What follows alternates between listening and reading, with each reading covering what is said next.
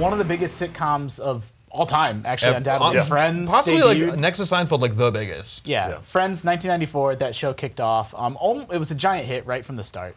Yeah, I watched a lot of that. I actually got into that kind of later in life, and it's I feel like kind of ashamed of it because it is sort of a guilty pleasure. Like it's I mean, it's a sitcom with canned laughter about a bunch of white people who never really have to worry about money, even though they live in an incredibly expensive area. And they're just like, oh no, I work in a coffee shop and I have this like 800 square or 1,600 foot square apartment. Like, exactly, it's like they live in like a mansion of a loft. Yeah. But I mean, like, I literally took a class in college. It wasn't a very good class, but we talked about Friends at one point and how it's like it basically breaks down different personality types. And the thing is, pretty much no matter who you are, you can find somebody who you sort of identify with. It's these very archetypal kind of just roles.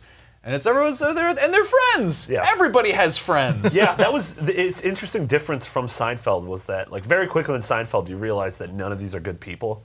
Right. Whereas, like, with Friends, they all sort of, it wasn't saccharine, they have redeeming but it was at the like, very least. even their quirks are cute. It's not Friends like is they're very bad much like people. comfort food. Yeah, totally. Very safe, not necessarily in a bad way, but I mean, it achieved what it was trying to be. And well, on that note, it was very edgy for the time. Like, it was a network show that was talking about sex. These are like single people in the city, and they're hooking up and they're doing stuff, and you got to realize this is pushing some boundaries, and it's also like I mean, it's the mid '90s, so like people were kind of it was still on the fence of whether or not talking about that on TV, especially a primetime sitcom, is socially acceptable.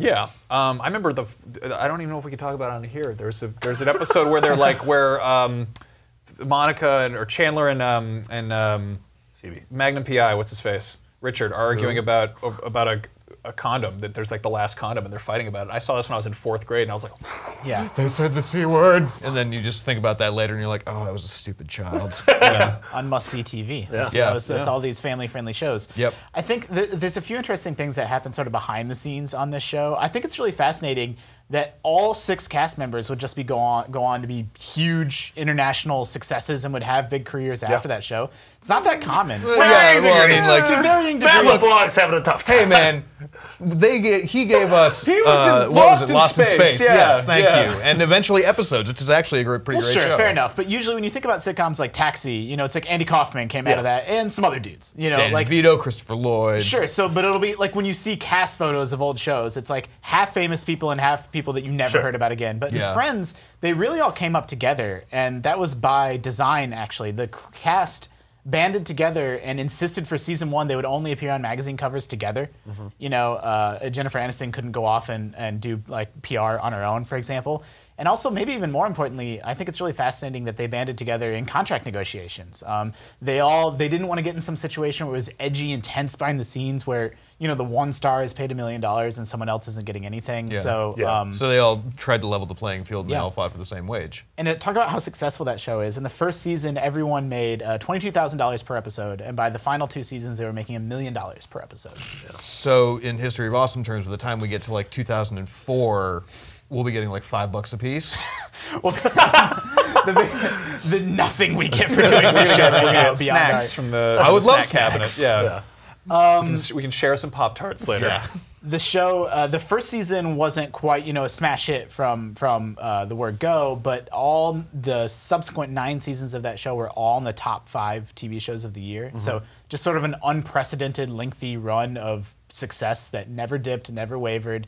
And the finale was watched by 52 million people. That's a lot of folks. That's more people than there are in the world. It is more people than are watching History of Awesome. Yet. We have John. What's your story about Friends? Well, it's not a story specifically about Friends. The guy who created the series, a dude named Kevin Bright, actually came to my college when I was there to teach. I think he might actually still be there. He never left the college. He just was. No. He left NBC, a nice coffee shop and then he came to teach as like an adjunct. Locked him in a broom closet. Exactly. But it was kind of weird because I ended up working for him as an actor on a show that he was producing for like a student-run web series, and it was just kind of interesting seeing how his hand in that, you could very much see it reflected in the episodes of Friends. Like I never watched the show a whole lot when I was a kid. Like I remember seeing it like on TV at like my friend's house. His like mom loved it.